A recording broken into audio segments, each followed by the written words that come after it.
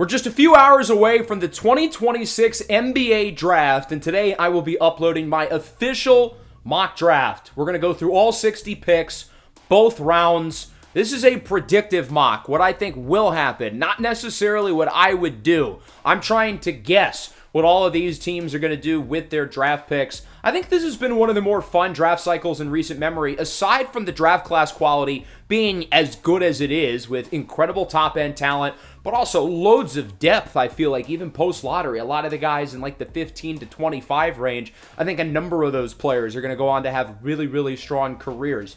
But I feel like there's still an element of unpredictability at the top. We don't know who the number one pick is going to be, and as at the time I'm recording this, we're less than 4 hours away from the start of the draft. I feel like when you have especially a lot of these top-end guys, we know who the number one pick is going to be. Last year, we knew it was going to be Cooper Flagg, really within the first 5 minutes of his Duke career. In 2023, we knew 2 years in advance that Victor Wembanyama was going to go with the top spot. And these prospects are arguably the top guys really within the 2020s, other than Wemby and Cooper Flagg, again, depending on who you ask.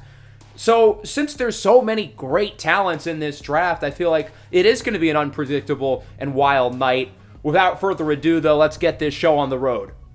Depending on who you ask, this is certainly a 3 or 4 player draft at the top. We know which players are going to go in the top 4. It's just a matter of the order. Ultimately, I'm going chalky with my top 4, AJ Dybantsa at number 1, Darren Peterson at number 2, Cam Boozer at number 3, and Caleb Wilson at number 4. I think the one scenario where we could see part of this top 4 get switched up would be 1 and 2 swapping. I think there's a world where Darren Peterson goes number 1 overall, which would mean AJ Dybantsa falls at number 2.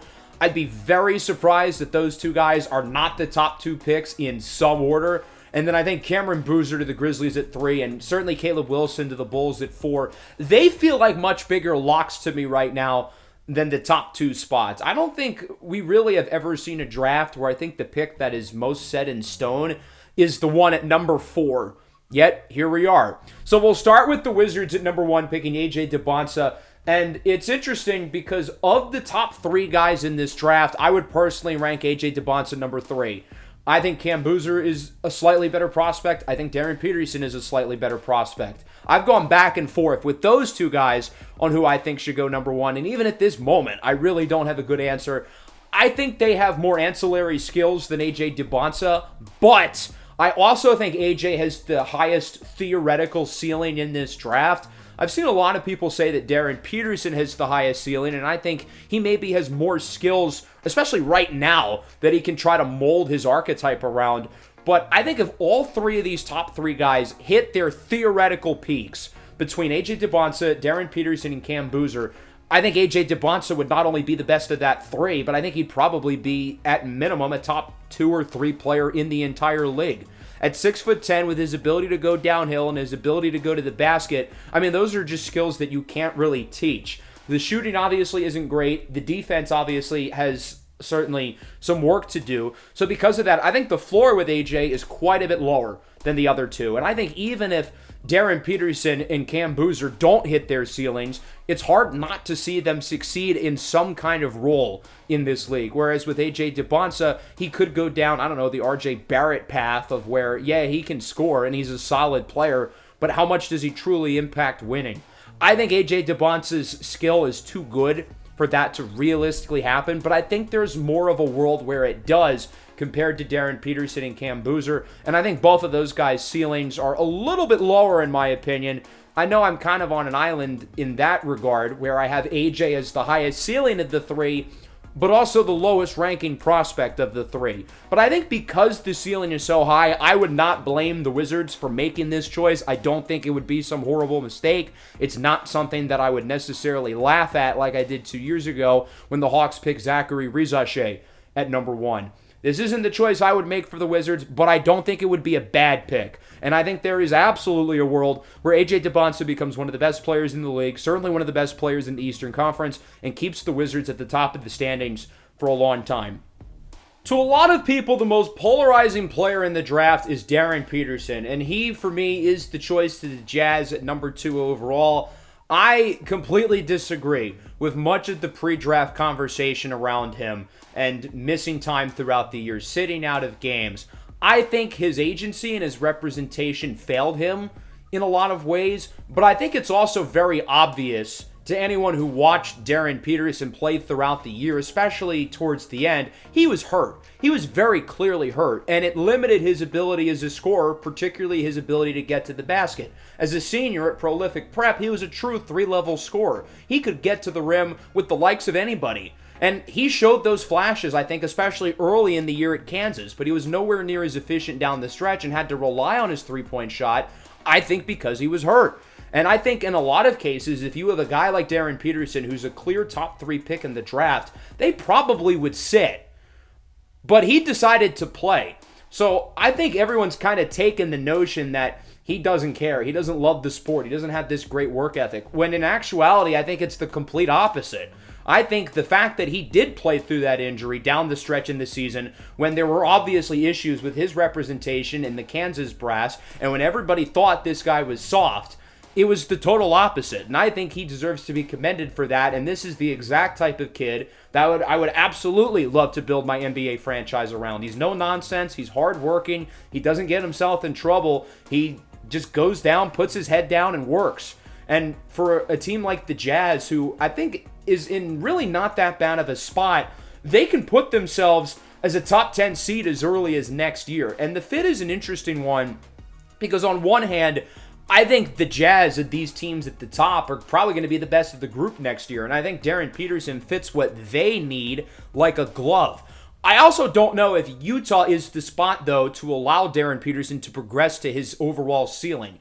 At Kansas, he largely played off the ball, which I think, while it was effective and he's an incredible off-ball player, I think he can maximize his skill set with more on-ball reps, which he's shown that he can do. I think he's a much better playmaker than the numbers suggest at Kansas, and while I don't think he's necessarily a true point guard, I think you're looking at a Devin Booker type of role to where he can do it, and he will continue to get better as a passer as his career goes along and score off the dribble on the ball while being such a threat off the ball, going around screens, making movement threes. He can make every type of outside shot in the book and is truly a dangerous half-court scorer with more to offer, in my opinion, as a passer. Why I think the fit for the Jazz makes a lot of sense is you already have a lot of scorers in that lineup with guys like Keontae George. Ace Bailey, I thought was tremendous down the stretch. Lauri Markkanen and Jaren Jackson. But when you look at that group, guys like Bailey, Markkanen, Jackson, none of those guys really make the players around them better on offense. Those guys, their offensive skill sets are largely catered around their ability to score the ball. And I think it'll be nice for the Jazz having all these guys who can score, but I don't know if they're necessarily going to make Darren better. So I think him and Keontae George are really going to have the keys in this backcourt. And I was originally kind of opposed to the Jazz as a fit going into the lottery because they do have a lot of scoring black holes in a sense on that offense. But I think it also allows for Darren to take a point role as well because he will be one of the better playmakers on the floor the second he joins the team. So I think that kind of works out well, along with the fact that of the top 3 guys, he's the best defender in the group, at least right now. He's got really long arms, super disruptive on the perimeter. I don't think he's necessarily in Caleb Wilson's tier defensively, but I think he's better than AJ, and he's better than Cam Boozer on that end of the floor. To me, the best pick in maybe the first round would be Cameron Boozer going to the Grizzlies at number 3. If I was one of these top prospects, I would want to go to Memphis. I'm personally hoping that's where Darren Peterson ends up, even though I think it's very, very unlikely he gets by number 2. Cameron Boozer should be ecstatic by this because he gets to walk into Memphis and very clearly will be the guy right away. He's the player that Memphis is building the franchise around. This is an organization that obviously looks like they're in a weird spot right now. They're probably going to trade Ja Morant. They're probably not going to get a lot, if anything, for him. I'm not sure why any team would give up any kind of asset to take on that contract and a clearly descending player. But I look at the Grizzlies as a very well-run organization, a team that over the years has drafted really well. They are very good at identifying and, for the most part, developing talent. Desmond Bane at the end of the first round in 2020. Cedric Coward in the first round last year. He looks like he can play. And a lot of their second-round picks in recent years, they've really hit on. Santi Aldama at number 30. G.G. Jackson in the second round is flawed, but he looks like a hit. Zach Edey at number 9, I think he looks like a hit. You can go down the list. I think they do a really good job of maximizing for value, and I think going to the Grizzlies will not only allow for Cam Boozer to be the guy, but he joins a roster where he fits extremely well. I'd be really intrigued by the pairing of him and Zach Edey, and I think the Grizzlies, who still have another first-round pick at number 16 overall, I would trust them more than a lot of these other top teams at the top of this draft to continue to build around him and find talent. A lot of people think Cam Boozer is a tier below A.J. Dubonta and Darren Peterson, and I could not disagree more. I understand some questions about him being a tweener, and I think especially defensively, it's probably going to be a tricky transition. He's not some great rim protector, but is he a guy you want consistently on the perimeter? No, not really. But I think he's so much of an offensive savant that I think he can really be able to make it work as kind of a playmaking hub, a guy who you can really trust with the ball, a guy who can really score inside, who can bully down low, who has impressive strength, impressive feel for the game. I think a lot of the concerns around Cam Boozer are kind of overblown, and I think a lot of his strengths are really hard to find and really translate into not only being a high-level winning player in this league, but a guy who can be the face of the organization and the number one option for the Grizzlies. So I think this would be a home run fit. I think Memphis instantly would have one of the best futures in the NBA if they're able to land Cam Boozer at number 3. Number 4, I think Caleb Wilson should be on the plane to Chicago right now because I think he's very clearly the next best prospect on the board. I think he is a tier below the top 3 guys. However, I think he is also noticeably a tier above everybody else. The Bulls obviously have a new regime, a new front office, and I think this is the type of character that you can have come in and change the culture because in a lot of ways he did help change the culture at North Carolina, even though they did fire Hubert Davis. I feel like he's a guy who really came in and made that program better. Aside from the basketball ability, which is good in and of itself, but I think the character with Caleb Wilson is unbelievably high. And you look at a team like the Bulls who's hit the reset button, who needs a new foundation, who needs a new leader, who needs a new face. I think Caleb Wilson would be the perfect fit for that. And I think the Bulls fans are going to love this guy instantly.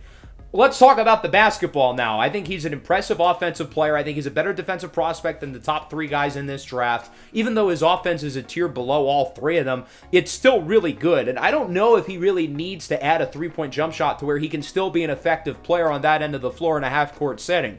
Obviously, you would love to see him really improve that shot, but I don't know if he necessarily needs it to still be a plus-plus player on offense. So I think this would be a really nice pick for the Bulls. And now the draft really starts at number 5 with the Los Angeles Clippers. I'm going to give the Clippers Keaton Wagler out of Illinois. I think a lot of people are kind of divided on him because he is kind of an outlier in some ways. I mean, he had one dunk the whole year or something?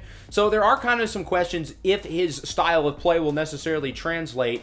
While I would not pick him at number 5, I think there are some people who are a lot lower on him. This would not be the choice I would make, however. If you're looking for true star offensive upside, I think Darius Acuff is the pick. I think Mikal Brown would be a better choice, although the back stuff is kind of the question. If you want to maybe not get that tier 1 scorer right now, but more so focus on adding a complementary player who might be best suited in a potential playoff matchup with a team like the Spurs, I think Adai Mara would be a good choice. I don't think this is like some horrible pick or anything, though. Keaton Wagler can really score the ball. He was the best player on an Illinois team that made the Final Four. I mean, this guy is a winner, and we saw a lowly ranked recruit dominate the Big Ten. He can score the ball at will, and I think this would be a fun pick for the Clippers. I think he's got some on-ball, off-ball ability, and while this is not the pick I would make, I don't think it's terrible. The Nets at number 6, I had them picking Darius Acuff out of Arkansas. A lot of people are penciling in Acuff for Sacramento. I think that'd be a good pick for Sacramento, but I don't think he's going to get there. I think one of the Clippers or the Nets will pick him beforehand. And when I look at a team like Brooklyn, I think this would be a great fit for Acuff. I know his camp wants to go to Sacramento, and I get why. He would obviously be the guy with the Kings. He'd get plenty of touches. He'd be able to put up his numbers, even if the team doesn't end up playing that well. But I still think he would get to be the guy in Brooklyn. I don't think picking Yegor Dioman at number 8 last year really would affect Acuff's fit. We saw Dioman really progress as a spot-up shooter a lot more than we had originally projected during the draft. And even though he was seen as a point guard at that time, he really showed that he can play off the ball more than we initially thought. I think this would still allow for Darius Acuff to kind of be the engine of the offense for the Nets, and I trust them more than Sacramento to develop him. I think Jordi Fernandez is a really, really good coach. You've got plenty of complementary pieces around Acuff, even if a lot of them don't really look that good. If one or two of their first-round picks from last year hit, and you got a guy in Acuff who I think has really star upside as much as the top group does, then I think things could get pretty exciting in Brooklyn. The question with Acuff is how much of his scoring and passing will translate to winning. You look at a guy like Trae Young, who at this point in time, his PR is kind of in the gutter. Yeah, he signed that big contract yesterday with the Wizards, but once the Hawks traded him, they were better off without him. Trae Young also, at one point in his career, led Atlanta to the Eastern Conference Finals as unquestionably the number one guy. Acuff at Arkansas obviously was a big piece of them winning. He made the team better because he was one of the best scorers on the planet and had to put the team on his back, dealing through injuries at times to win games in a loaded SEC. The defense is obviously a problem. He's a train wreck on that end of the floor. I get the concerns there. The other guards in this class are much better defenders. Mikal Brown will hold up more on defense. Kinston Flemings is tiny too, but he's going to be a much better defender. However, Acuff is just such a skilled offensive player. Every great team needs that skilled offensive guy. And we just saw in the NBA Finals with Jalen Brunson, you can be a championship-winning team with a small guard as your number one player who is not a great defender. If a Jalen Brunson team can win the title, then if Darius Acuff hits his ceiling, which is an if, but if he hits his ceiling, there's a world where that happens too, because we just saw it across the street from Brooklyn with the Knicks. So if I was the Nets, this is the choice I would make. I understand there are questions about his defense and how much he'll impact winning, but I think the star upside on offense is too much to pass up. The Kings pick Mikal Brown at number 7, a really skilled guard who can do a lot of different things on offense. Obviously, the injuries are a little bit of a concern, and he's kind of lucky that Darren Peterson's name was the one that was brought up in the drama, because I think a lot of what people think about Darren Peterson is more closely applied to Mikal Brown. Assuming the back isn't a problem, which again is a question, but if it's not a problem, I do think he'll be a very good player at the next level, and I wouldn't really worry about it too much. The Kings are a team that has to pick the best player on the board. They really have nothing. They don't have a lot going for them. They're an organization that's obviously been terrible for a long time. I think Mikal Brown gives them a really good player who has one of the higher ceilings left on the board, who maybe can be the player to start the turnaround. At number 8, the Atlanta Hawks select Aday Mara. I think a lot of people expect the Hawks to pick a guard, and that could be in play. Braden Burries is here. Kinston Flemings is here. Maybe they pick a surprise. I would be shocked if it's not one of these three. But it gets them a big-time rim protector in Aday Mara, who has some improving skill offensively, but you're drafting him for the size, the defense, the shot blocking. And even though his scoring is obviously not as exciting as some of the other players in this draft, in the NBA, you need a guy or two who can put the ball in the bucket, and then after that, you need a bunch of role players, a bunch of guys who do other things well. And Aday Mara's main skill is rim protection, and to have that kind of skill and that kind of size absolutely makes a team better. So I think Aday Mara is one of the safest picks you can make in this draft, because his skill set makes it very likely that he will succeed in this league with a very important role. I think a lot of the teams in the Western Conference, as early as number 5, are going to take a long look at him, because he's a guy who theoretically could be a much better matchup for Victor Wembanyama than just about anybody else coming over the next few years. So if a team like the Clippers or the Kings wants to pick him, the Mavericks at number 9, it wouldn't surprise me at all. But I have him going out east to Atlanta at number 8. The Mavericks at number 9 are interesting because they just hired Dusty May yesterday, so they very well could go Michigan here. You would consider Aday Mara. Yeah, his skill set overlaps a lot with Derek Lively, but Derek Lively also hasn't really shown that he can stay healthy. So I don't know if he would stop them from doing that. Yaxel Lendeborg is in play, Morez Johnson is in play, but I think Dallas needs some more juice in the backcourt. Between Braden Burries and Kinston Flemings, I don't think you can really go wrong either way. Burries is a guy who can play on and off. He can score the ball from all 3 levels. I think he has a lot of the connective skills on offense that would make him a really good pairing with a guy like Cooper Flagg. And I think this fit just really makes a lot of sense. The Bucks got to go best player available. It's a new dawn, a new era. Giannis Antetokounmpo is gone. They've got to focus on value. Whichever one of these guards falls to number 10 should be their pick. And in this scenario, it's Kingston Flemings, who could easily go anywhere from number 5 onwards. Any of those teams could pick him here. He's certainly a smaller guy, but his defense is really solid. The offense is impressive. He can pass the ball. He can score from multiple levels of the floor. And I think this is another guy, kind of like Caleb Wilson, where I think the character is extremely high. And for a Bucks team that just traded away the greatest player in the history of their organization and their longtime leader, they need new guys who can come in and can change the culture. He's coming from the University of Houston, and Kelvin Sampson. If I was a college recruit and I could pick anywhere where I would want to go, I would want to play for that guy at the University of Houston, a program that breeds winning, that breeds excellence. So I think this would be a really good choice for Milwaukee to start their new dawn, if you will. One of my favorite fits in this mock is Yaxel Lendeborg to the Warriors at number 11. There is some buzz that if he gets by number 11, he could make it out of the lottery. And personally, I'm actually buying that a little bit. Yaxel's 23. He's going to be 24 when the season starts. It seems like his medicals kind of have some question marks. But I would think it would be really hard for the Warriors to pass him up. Let's start with the obvious in the sense that I think he could plug in and really fit well with this Golden State group because the guy is a winner. Golden State doesn't need somebody who's going to score 30 points a game. They need somebody who can complement Steph Curry and friends in a lot of other ways, and Yaxel Lendeborg can do that. I think it's in some ways a little similar if he falls out of the lottery to Dalton Knecht 2 years ago, a prospect who personally I was quite high on and was quite wrong about. I will own that. I thought he was going to be a lot better than he has ended up being. But I think the big difference with Knecht and Lendeborg is Knecht's obviously really relied on the three-point shot, which hasn't translated quite as much going into the next level. And he really wasn't great until towards the end of his career at Northern Colorado, and then obviously exploded at Tennessee. Yaxel Lendeborg, I think, has a lot more ancillary skills, particularly on defense. He's a very good defensive prospect, whereas Knecht wasn't, and his offense has been impressive for years. This is a guy who broke out a lot earlier than Dalton Knecht. He was great at UAB. He was the hub of their offense. He was their best player. He made the team better. UAB won a lot of games because of Yaxel Lendeborg. He goes to Michigan. He's the best player on not just the best team in the country this year, but one of the best teams of the last, I would say, 25 years. I mean, that Michigan team was truly loaded. It was truly special, and Yaxel Lendeborg was the guy for them. As good as Aday Mara is, as good as Morez Johnson is, as much as those other players on that team really stepped up, that was Yax's team. He was the most important player for them on offense. He was probably their second most important player defensively. I think this would be a great pick for Golden State. At number 12, the Thunder get Morez Johnson out of Michigan, the third Wolverine off the board. I do think all three Wolverines will go in the lottery. If one does not, I think it would be Lendeborg who would fall out.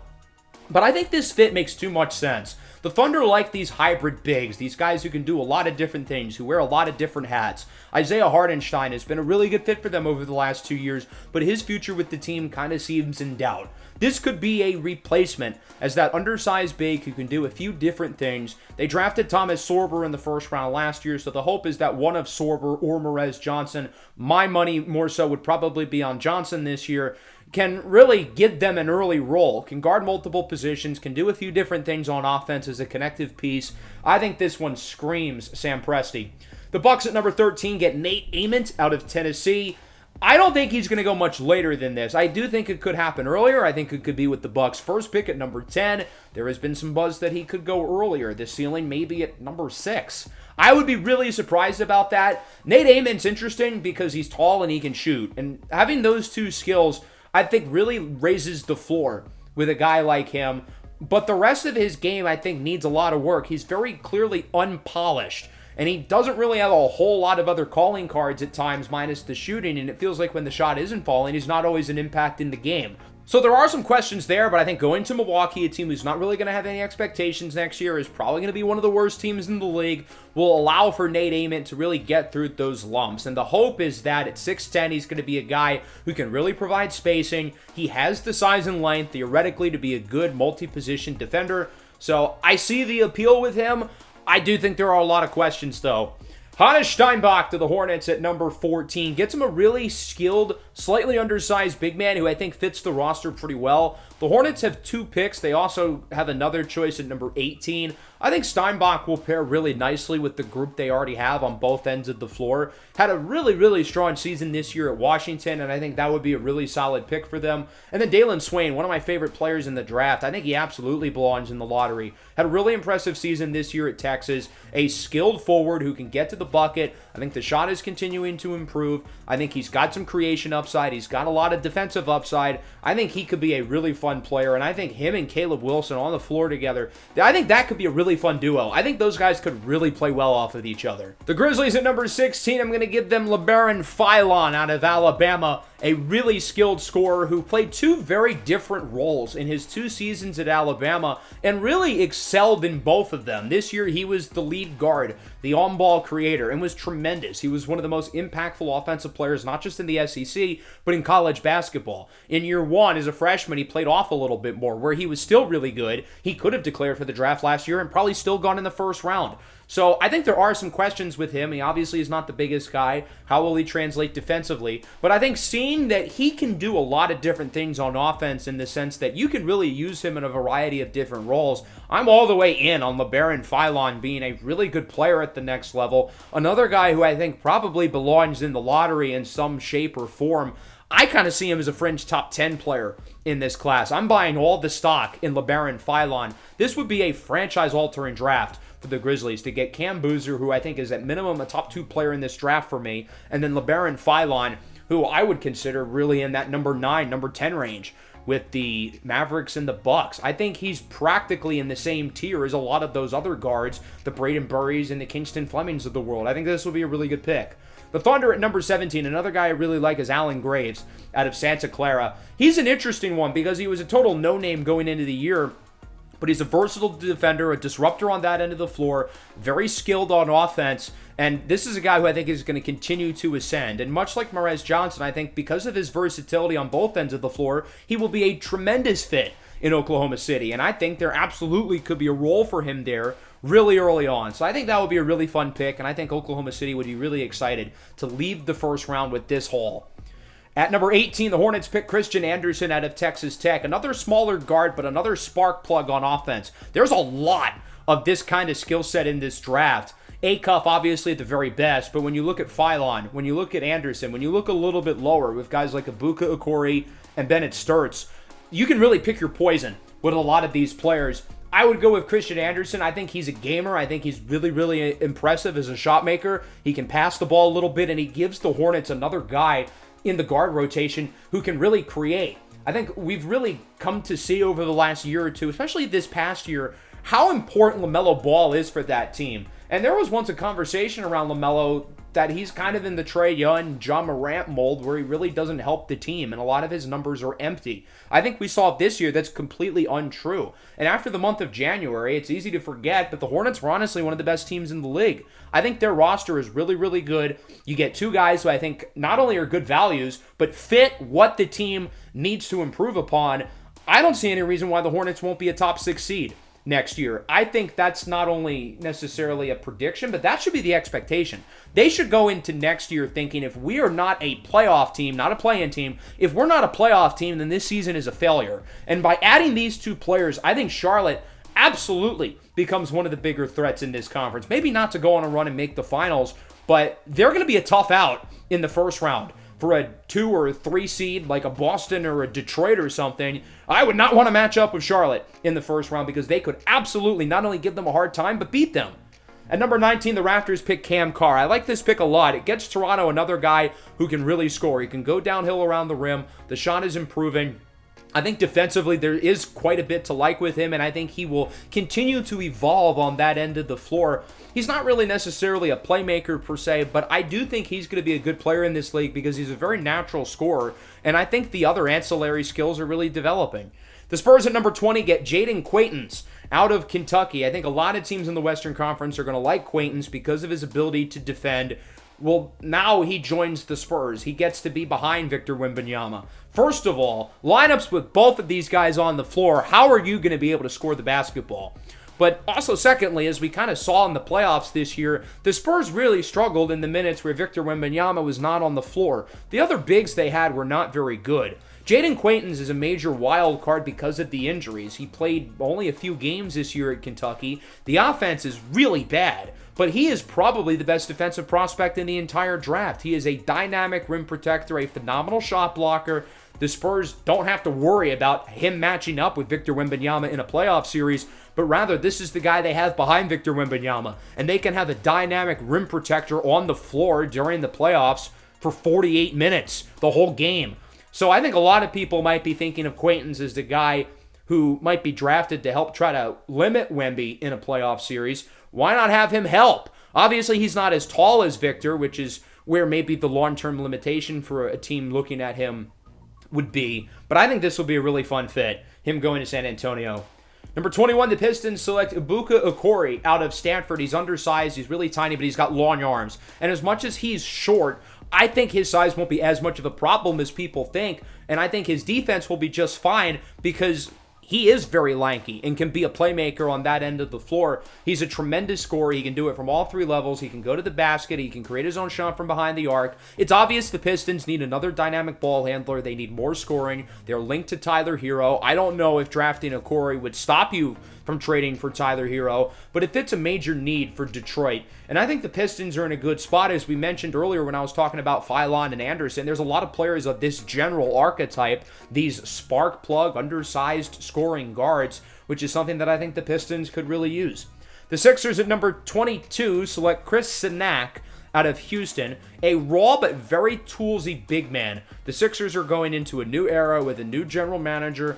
They could pick a guy like Bennett Sturts to alleviate some pressure off of Tyrese Maxey, who they've given a very heavy workload to over the last few years, and they've put a lot on his plate. But I think with a new general manager, the Sixers are going to try to take a swing on upside and get a toolsy player in Sinak, who is very unpolished and probably won't make a huge impact this year, but could be very intriguing down the line.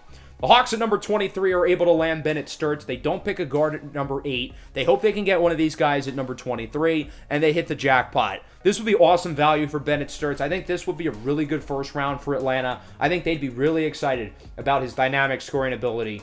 The Knicks at number 24, they're keeping it in New York. It's Zuby Ejiofor out of St. John's. He's an interesting one because he's probably physically more of a 4. I mean, he's a little undersized as a true center per se, but he's an impressive rim protector. He's a good defender. He's got that dog in him on offense, and he gets to stay in New York. He gets to stay in the Mecca. Isaiah Evans to the Lakers at number 25. This is a very simple idea. Dalton Knecht has not worked out. I'm surprised he's honestly lasted this long on the Lakers. I'd be kind of surprised if he's back there next year. I feel like they're going to try to find some kind of move for him. Isaiah Evans gives them a lot of what they looked for in Dalton Knecht 2 years ago with the spacing, the catch and shoot ability. On a LeBron James and now Luka Doncic team, having spacers is what allows for those two guys to maximize their skill sets on offense. So to me, I think Isaiah Evans would be a really easy fit with the Lakers. I think this would be a good choice. Jacoby Gillespie to the Nuggets at number 26. I think he's going to go earlier than people expect, maybe in the first round. He's not the biggest guy, but he's a gamer. He's a really fun player to watch. He's a very exciting guard, played really well in those 2 tournament games. And even before that, throughout the SEC season, he was the engine and the catalyst of that offense. And a guy who I think at the end of the first round could absolutely give you good bench minutes as a well-rounded guard. Kareem Lopez to the Celtics at number 27. Kind of a mysterious player to a lot of people, given that he played overseas in the NBL, but he was impressive. Good size, good length, good defensive instincts. The Celtics, of course, picked Hugo Gonzalez in the first round last year, and we're hearing reports about how they were very hesitant to trade him for Giannis Antetokounmpo. And to be completely honest, I agree with that assessment by Boston. I thought Hugo showed a lot last year. I think they got something with him. They're going to try to get another player who I think has some similarities to him in Kareem Lopez, who I think will be able to give you minutes, can defend multiple positions. I think he's a lot more polished offensively than people give him credit for. I think this will be a good pick for them. The Nets at number 28 get Koa Pete out of Arizona. They got this pick last night in the Julius Randle trade. Koa Pete is an interesting one because he's this very bouncy, athletic forward. It's kind of tricky to figure out what his exact skill set will be in the NBA because he's not really a shooter. He's not a great defender yet. He's just a really good athlete. But I think the Nets are in a position where, with a great coach like Jordi Fernandez, they can take their time with him and figure out what the best course of action would be. If I'm Koa Pete, I would be over the moon with this landing spot. I think this would be a team that can really maximize him going forward. The Cavs at number 29 get one of the more fun, connective players in this draft in Joshua Jefferson out of Iowa State. A really good player who has very impressive feel as a passer, can guard multiple positions, really improved on offense throughout the year. And when he got injured early in the tournament, it felt like a death blow for an Iowa State team that easily could have made a big-time run. I think they had Michigan in their region, so it would have been hard to get by them in the Elite Eight. But if they somehow did, I mean, that's a team that could have won the national title. And other than Michigan and Arizona, who were clearly the two best teams in the country, in my opinion, Duke might be in that mix too. Other than those three, you could argue Iowa State would be the next team on the list. I mean, that Iowa State squad was really impressive last year, and Joshua Jefferson was probably the biggest reason why. I think he'll fit this Cavs team nicely. He gives them another intriguing dimension at forward, a guy who can guard multiple positions, a guy who can play make a little bit, who can score a little bit. I think he's going to be a really, really intriguing piece for a winning team like Cleveland. And then Ogana Onyesu out of Virginia to the Mavericks at number 30. I had talked about it at number 9, the possibility of picking Adai Mara and the questions around how he would fit with Derek Lively. But as I mentioned, Derek Lively has not shown that he can stay on the floor, unfortunately. Now you kind of get that archetype in a lob threat, dominant rim protector. Onyesu is not a very good offensive player yet, not at all. But he is a tremendous defender, a really good rim protector. He only played around half of the game last year for Virginia. I think, 18 minutes a night? He's raw in some ways, but the defensive ability is very obvious, and I think he could easily be a potential replacement for Derek Lively if the Mavericks choose not to pay him. Lively is a freshman at Duke. I think there's a lot of similarities. He only averaged 4 points a game. Everybody kind of thought he was too raw offensively to go in the lottery, and his offense was fine early on. Now, largely because he was on a team with Luka, and the Derek Lively archetype is just such a perfect fit in the pick and roll with a guy like Luka, so his skill set was very clearly maximized by that, and he has certainly suffered since the trade. But I think Onyesu has a lot of similarities, and I think this pick would make a lot of sense if they're not very confident that Derek Lively is going to be able to stay healthy for them. I'll move through the second round a lot quicker. I'm only going to focus on some of the super notable picks that I think are interesting. I do like Malik Thomas a lot to the Knicks at number 31, a guy who can really score the ball from multiple levels of the floor. He gets him another dynamic shot maker off the bench.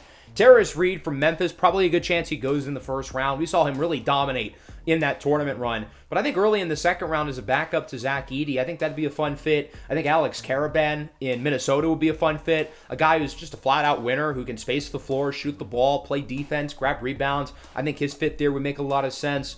I like Nick Martinelli with the Spurs. I think he averaged, 23 points a game this year. Gets him another guy who can really get some buckets off the bench. Henry Vasar from North Carolina. Probably a good chance, like Terrace Reed, that he does end up in the first round. This is just kind of how the board played out. But this is a guy who can stretch the floor, good size, good shooting ability. I think it would be a good value for the Clippers in this spot.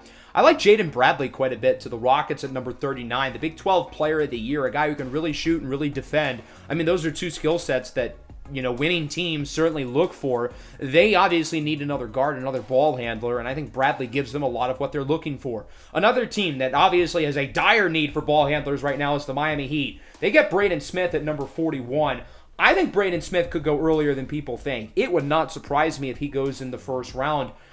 I think there's certainly a case for a lot of these guards to go in round one, but I guess my surprise first rounder was Jacoby Gillespie. That could easily be Braden Smith, though. Obviously, he's not the biggest. He's only about 5'10", but he's a great passer. He's a winner over 4 years at Purdue. I think that'd be a fun pick for them.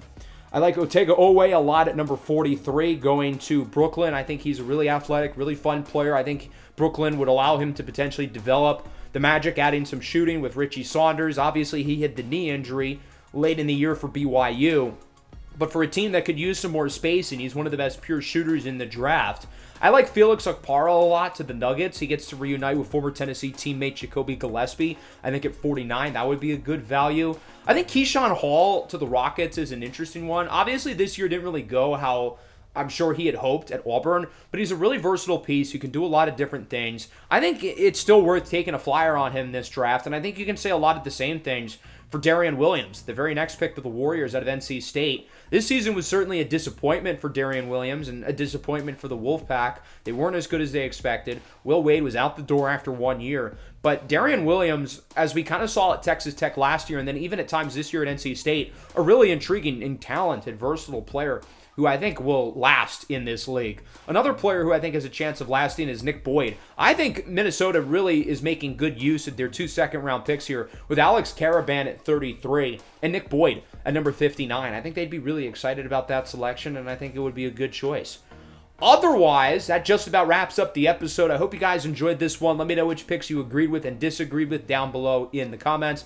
I hope everybody enjoyed. I cannot wait to see Darren Peterson become the best player in this draft in 20 years so I can laugh at all of you in victory lap. But otherwise, that'll wrap it up. Peace out.